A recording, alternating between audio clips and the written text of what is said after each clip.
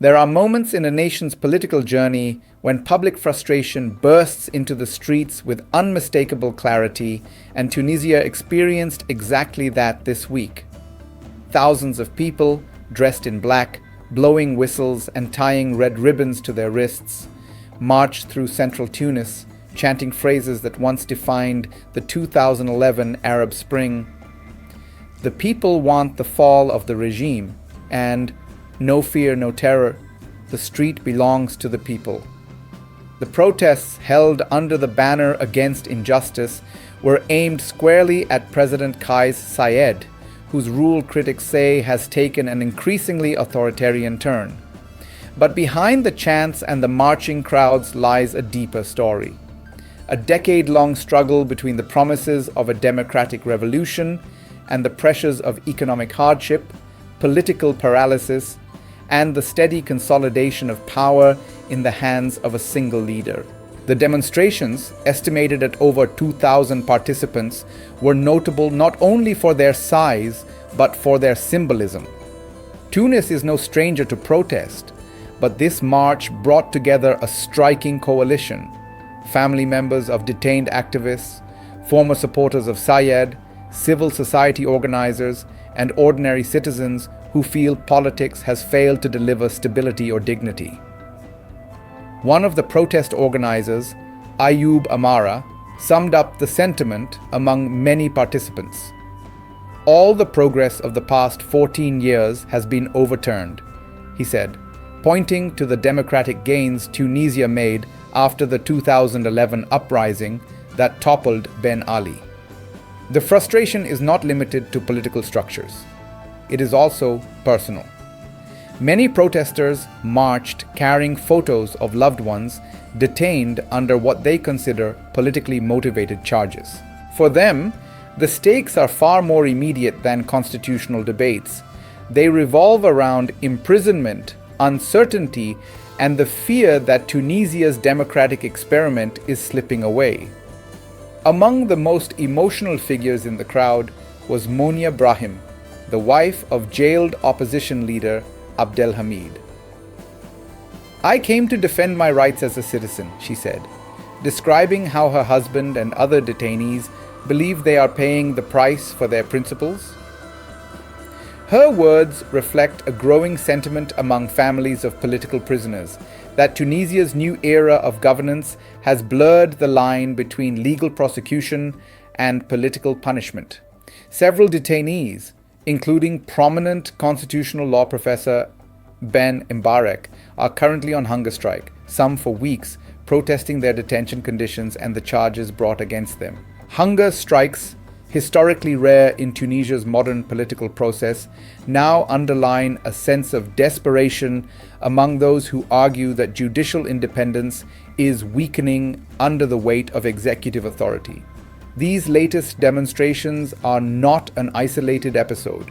They form part of a broader wave of dissent that has been spreading across the country in response to political and economic strain. Earlier in the week, Tunisian journalists staged their own protest, warning that press freedoms, once considered a cornerstone of post-revolution Tunisia, are increasingly under attack.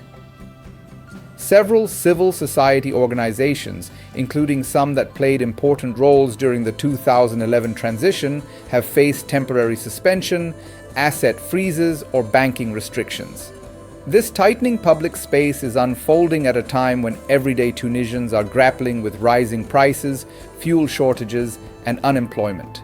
While Saied's supporters argue that strong centralized leadership is necessary to stabilize the country, critics counter that these measures weaken institutions, silence criticism, and reduce accountability. Much of the current political turbulence traces back to 2021, when President Saied, elected 2 years earlier on a populist anti-corruption platform, suspended parliament, dismissed the prime minister, and effectively consolidated executive, legislative, and judicial power. Saied insisted he was responding to public demands to break political deadlock and root out corruption. But opposition groups, legal experts, and several international observers warned that these actions amounted to a constitutional bypass that could undermine Tunisia's democratic foundations. Early targets of the crackdown included leaders of the Ennahda party, long a major force in Tunisian politics, but the circle of prosecution has since widened, reaching lawyers, journalists, activists, and even former close allies of Saied. One such case is Nadia Akacha, his former chief of staff, who was sentenced to 35 years in prison in absentia. The message, critics argue, is increasingly clear. Political loyalty is no safeguard against the state's expanding punitive reach. Tunisia's legal environment has also become a subject of intense debate. Rights organizations such as Amnesty International and Human Rights Watch have warned that broad counterterrorism laws and cybercrime statutes are being used to criminalize dissent rather than address genuine security threats. According to Human Rights Watch, more than 50 individuals, including political figures from across the ideological spectrum, have been arrested or prosecuted since late 2022 for activities linked to peaceful protest, political speech, or civic organizing. The government firmly rejects these accusations. President Saied has repeatedly denied any intention to act as a dictator, stating that his actions are aimed at cleansing Tunisia of traitors. Supporters of the administration argue that many arrested figures were involved in corruption or destabilizing activity. Yet with the scope of arrests widening and the charges often vague, the debate over judicial fairness remains unavoidable. Tunisia's political crisis cannot be separated from its economic realities. The country has struggled for years with high inflation, dwindling foreign currency reserves, and a stalled agreement with international lenders such as the IMF.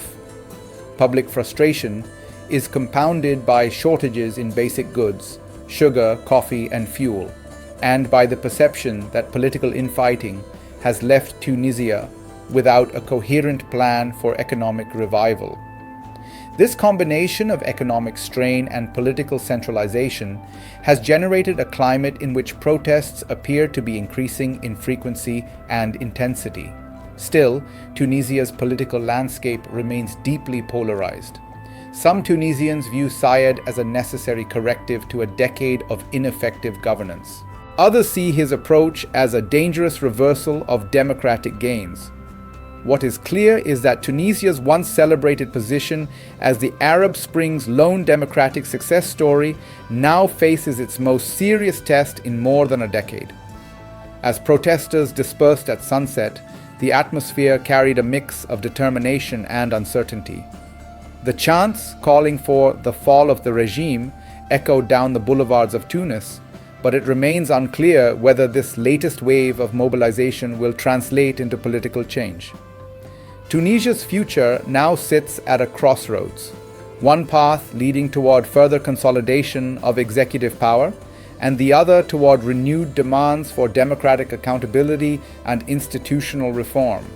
The government shows no sign of softening its stance, and opposition groups, fragmented, under pressure, and facing arrests, struggle to mount a unified challenge. What happens next will depend on whether civic resistance can sustain momentum, whether economic pressures intensify, and whether Tunisia's institutions can withstand the ongoing political strain. For now, the protests serve as a reminder that even amid repression and uncertainty, the struggle over Tunisia's democratic identity remains very much alive.